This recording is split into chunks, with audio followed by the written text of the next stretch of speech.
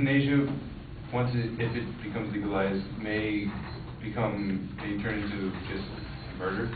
Once voluntary euthanasia has been legalized, non-voluntary euthanasia may be legalized soon after, which will allow the closest relative or guardian of the patient to make the decision of euthanasia for the patient. The caretakers may not make the correct decision that the patient may have wanted.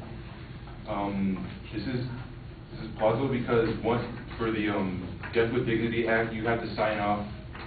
You have to sign off a contract that you want to die, that you're willing to die within the next few days. And if you die, then no question will be asked, no matter how you die. And euthanasia will not be considered as a punishable form of murder and could lead to unwanted deaths. And euthanasia, if it's legalized, may discourage patients' will to live. Some physicians may not see a reason to take care of the patient to the best of their abilities if euthanasia is an option.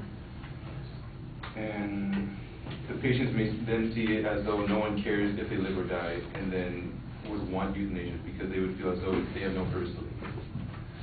Euthanasia doesn't relieve the person of suffering, and those that are for euthanasia say that if it isn't legalized, then the patients would be in pain and suffering until their death.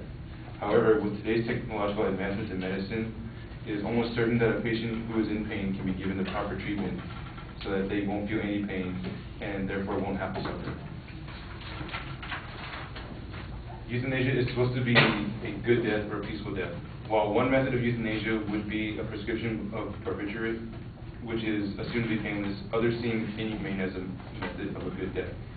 For example, DNR orders, which are do not resuscitate orders, if seen on a patient's file, means that a doctor is not required to resuscitate a patient if their heart stops.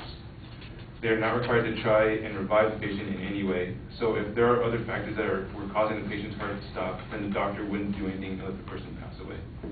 So the person was just going into shock or something, and then the doctors wouldn't do anything and just let them die.